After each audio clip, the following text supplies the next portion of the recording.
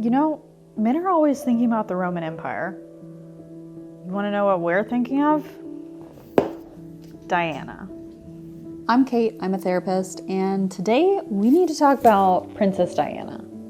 So perhaps you know her from The Crown, or maybe the movie Spencer. What you need to know about Diana is that she married Prince Charles in 1981 at the age of 20. And this was only after a 6-month engagement. And it turned out the marriage was really more of a love triangle, as Charles was very much still in love with Camilla. Whatever in love means. Diana, being only 20 at the time, really struggled with that perfect life and being thrust into the public eye. Needless to say, she didn't handle it very well. She fought with a severe eating disorder and many suicide attempts just trying to get the help she needed. As the marriage progressed, the world fell in love with Diana for obvious reasons. But Charles was very jealous of this attention she was getting that seemed unsolicited, and she just wanted him to love her.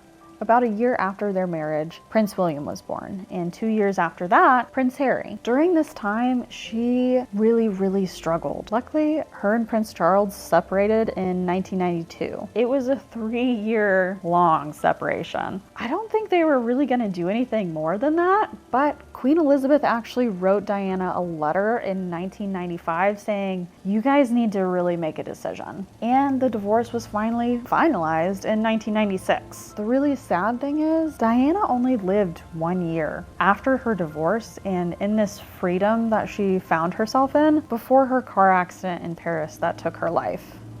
Her passing was sudden and truly heartbreaking, and it was felt all around the world. It's like we only really grasped how graceful and beautiful Diana was after she was gone.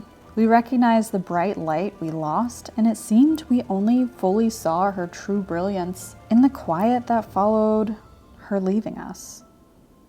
Okay, in the 4th grade, we had to do a biography project. We had to pick a historical person and write a biography report. We were learning about biographies, and then give a presentation in front of the class dressed as this historical figure. But I was really struggling in the early 2000s to figure out who deserved this spot as my project, until my mom was like, "Why don't you pick Princess Diana?" And I was like, "A princess? Doing a report on a princess? Yeah, I was gonna do that. I was gonna dress up as a princess." So I did my little report and learned a lot about Diana. As a 9-year-old, I don't think I learned as much about Diana as I have in the past week.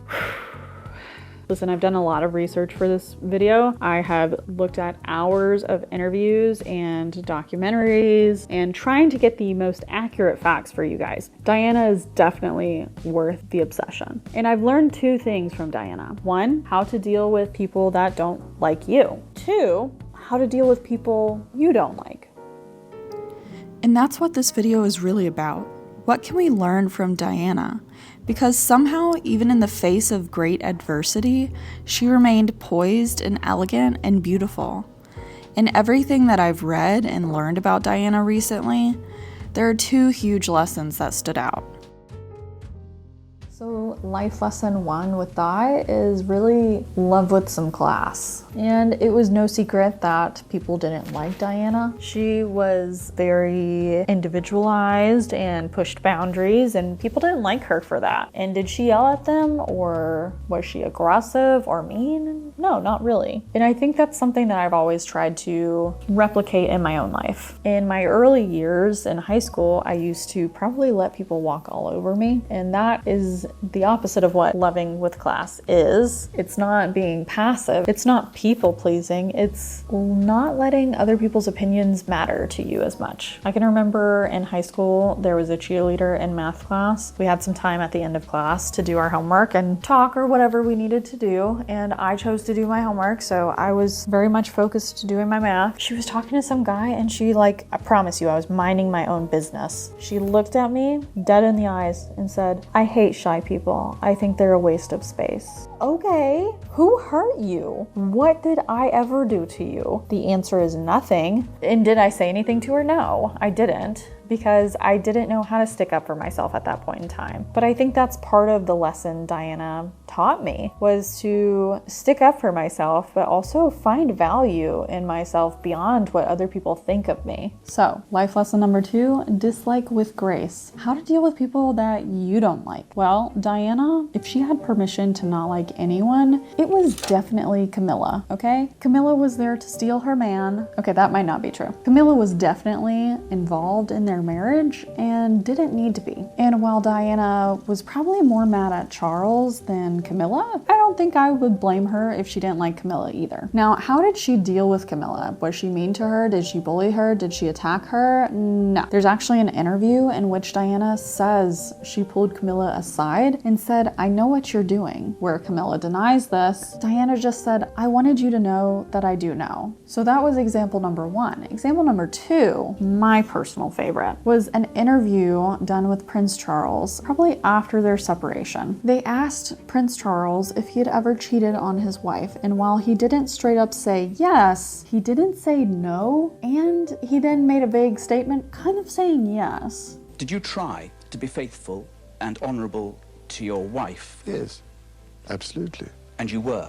Yes, until it became irretrievably broken down.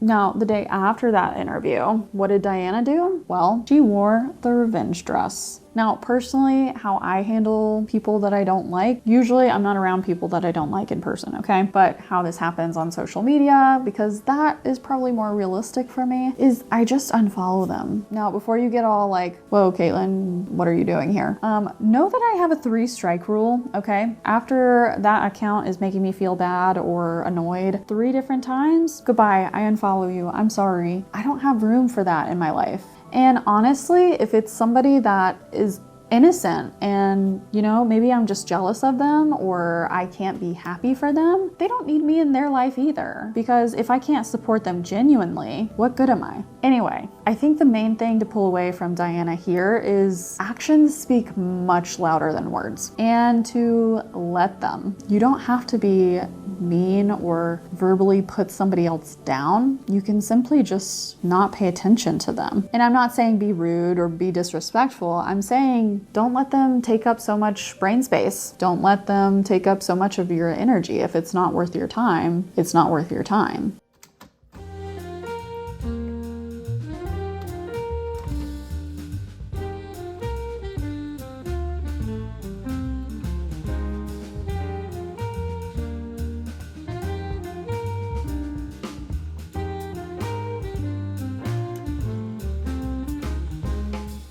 Why am I obsessed with Princess Diana? Well, because she deserves it, 1. 2, I think she's the woman I would like to be.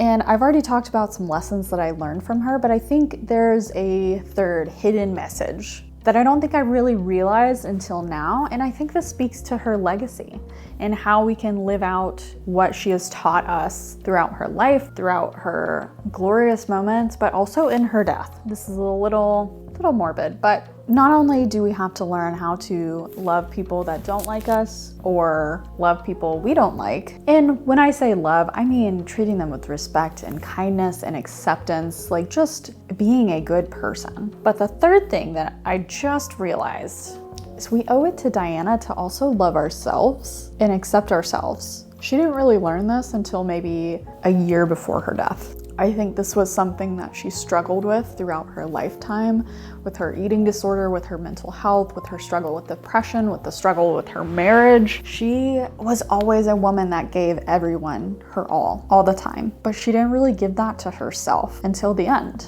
And I don't want to wait till the end of my life to also do that. I think that's something I'm learning from making this video, is there's a lot to learn from Diana, but I want to learn how to love everyone and myself and make the world a better place than when I started. So I'd love to hear who is always on your mind. Who is your Roman Empire? What can you not get out of your head at 2 a.m. in the morning when you're trying to fall asleep? What are you constantly thinking of? Now, if you liked this video, like and subscribe, and I will catch you next time.